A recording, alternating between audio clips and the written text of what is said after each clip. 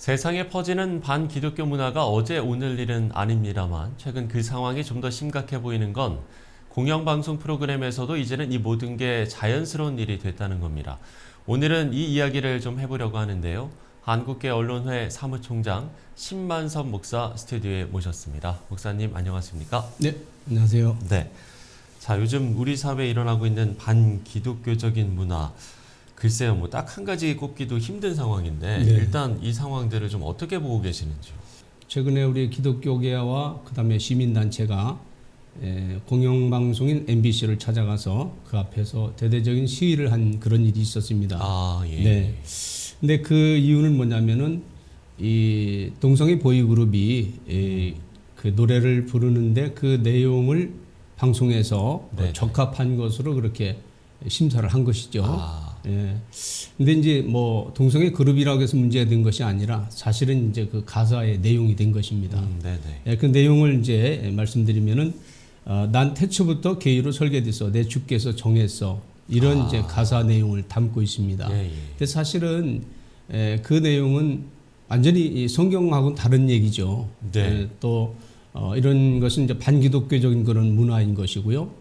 하나님께서 그 사람을 창조하실 때 남자와 여자로 창조하셨고 또 그 남녀를 통해 사랑하고 가정을 이루게 되는 것으로 그렇게 만드셨지 하나님이 어떤 게이로 설계하신 것은 절대 아니다. 근데 문제는 그러한 내용들을 공영방송에서 방송에도 좋은 것으로 그렇게 결정했다 하는 것들이 문제가 됐고 그래서 이제 여기에 대해서 우리 기독교계에 가서 우리 의견을 이제 정확하게 방송에 전달하기 위해서 가서 시위한 그런 사건이 있었습니다. 가장 경계하게 되는 게 청소년층에게는 이런 문화가 이제 너무 자연스러워졌다는 거 아니겠습니까? 그렇죠. 또 워낙에 매체들도 좀 다양해졌죠. OTT 플랫폼이라든지 또는 뭐 유튜브가 하도 많이 이제 활성화돼 있기 때문에 예, 예. 이런 매체들을 통해서 이런 잘못된 문화들이 많이 이제 번지고 있는 것에 대해서 상당히 좀 우려가 되고 또 우리 기독교 입장에서는 좀 경계를 해야 될 그런 입장인 것 같습니다. 이제 이런 뭐 동성애 그런 노래 문제뿐만이 아니라 지금 전 세계가 사실 동성애 문제 때문에 앓고 있다고 하는 이런 얘기들이 들리고 있습니다. 예, 예. 그래서 동성애 문제나 또는 어떤 결혼의 문제라든지 또는 성률이라든지 이런 것들이 이제 방송에서 흔하게 우리가 접하게 되고 있는데 이런 것들은 사실은 우리 뭐랄까요 방송은 우리 사회를 위한 어떤 공기능과 같은 역할을 해야 될 그렇죠, 것이고 그렇죠. 또 그다음에 자라나는 이제 그 청소년 세대들에게 유익을 줄 수 있는 그런 방송물이 돼야 되는데 또 방송을 해야 되는데 여기에 이제 역행하고 있다 이렇게 이제 판단이 됩니다. 예. 네. 그러니까 방송의 어떤 공공재로서의 역할에 역행하는 지금 모습들이 그렇죠. 좀 보이고 있다 이렇게 그렇습니다. 말씀을 해주신 것 예, 같은데 그렇습니다. 예. 앞서도 이제 말씀을 해주셨습니다만 교계에서도 상당히 좀 우려의 목소리들이 많이 나올 것 같아요. 어떻습니까? 예, 그렇습니다. 이제 뭐 이게 동성애 문제뿐만이 아니라 네네. 우리 어떤 성윤리나 생명윤리나 또는 생명 존중이나 또 우리가 창조 질서나 이런 것들을 깨는 일들이 너무 많이 일어나고 있고 또 우리는 이것을 성경적 가르침 가치관을 지켜야 할 그런 이제 의무와 책임이 우리 교회에 있습니다. 그렇죠. 그래서 이제 이런 것들은 사실은 우리 가정과 그 다음에 또 교회를 지키고 더 나아가서는 우리 사회를 지키는 그런 역할을 하는 것이거든요. 예. 그런데 뭐 최근에는 차별금지법 문제라든지 낙태법 문제라든지 또 교과서 개정 문제라든지 또 그다음에 무분별한 동성애 옹호 방송 문제 또 건전한 성윤리를 위한 뭐 조례를 만들려고 하는데 이걸 이제 반대하는 이런 입장들 이런 다양한 것들이 지금 나타나고 있는데 어쨌든 우리 한국 교회가 이 일에 앞장서서 이 일을 우리가 막아내고 지키고 예. 그래야 된다고 생각합니다. 왜 그러냐면 우리 교회는 사실 이제 우리 사회를 지키는 최후의 보루가 되지 않았나 이런 생각을 갖게 됩니다. 예. 그래서 직접적인 항의도 계속되고 있는 것으로 아는데 실제로 어떤 좀 대처들을 하고 있습니까? 요즘에 잘 하시는 것 같아요. 예. 이제 전에는 이런 문제가 발생하면 우리가 뭐 성명서를 낸다든지 논평을 낸다든지 또는 뭐 공문을 보낸다든지 뭐 이런 정도로 해서 문제를 해결하려고 했는데 예, 예. 요즘에는 이제 아까 말씀드린 것처럼 방송국 앞에 가서 뜻 있는 분들이 가서 이렇게 집단 뭐 이렇게 시위도 하시고 또는 이제 뭐 연속적으로 1인 시위를 한다든지 이런 것들도 하시고, 예, 그다음에 여러 단체들이 그 힘을 모아서 의사 전달하는 이런 일들도 하고 있고요.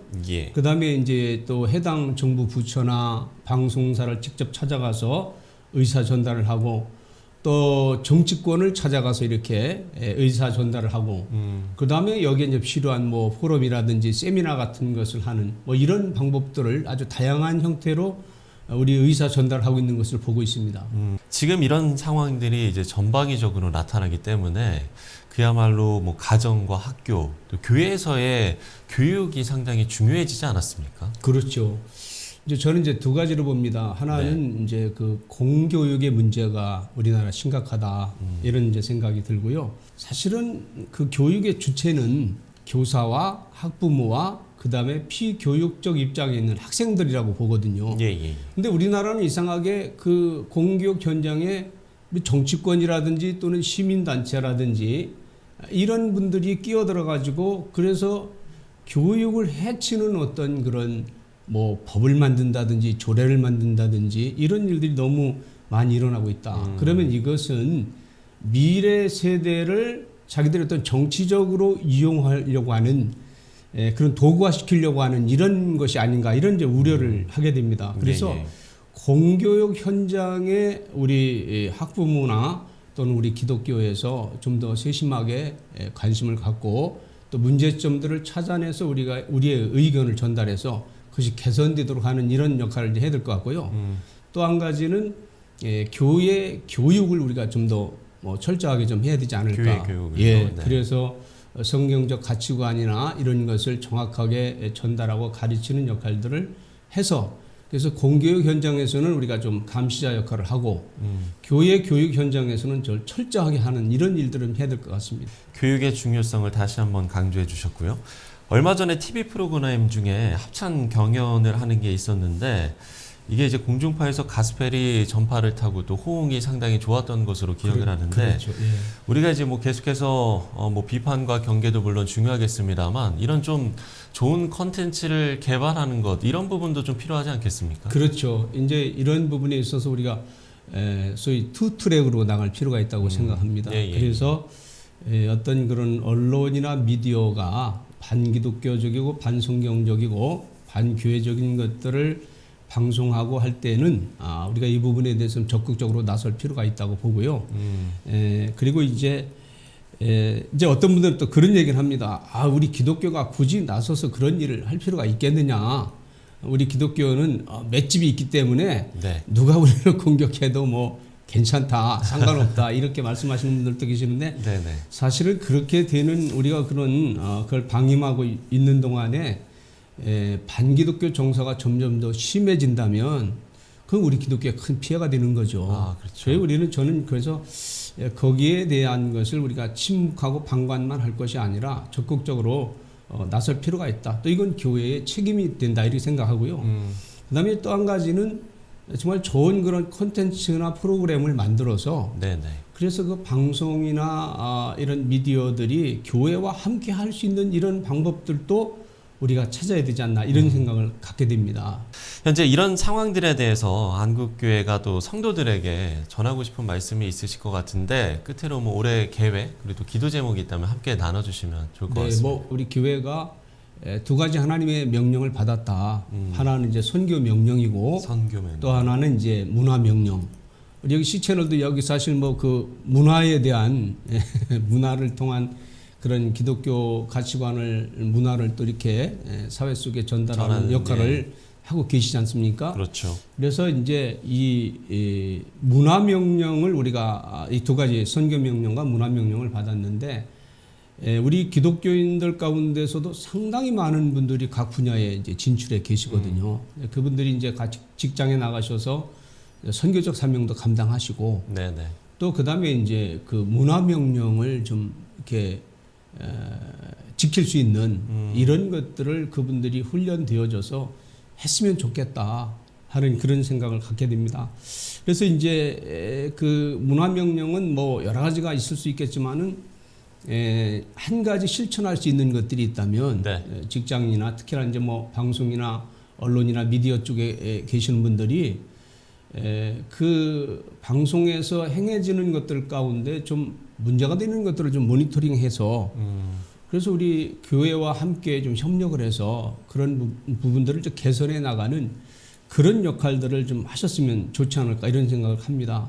그래서 좀 우리 사회가 이 반기독교적 문화에 이렇게 둘러싸여 있는데 이러한 것들을 우리 각자 노력을 통해서 좀 개선해 나가고 그 다음에 하나님이 통치하시는 그런 문화 명령을 그 실행해 나가는 그런 일들을 우리가 감당하면 좋지 않을까 이런 생각을 갖게 되고요.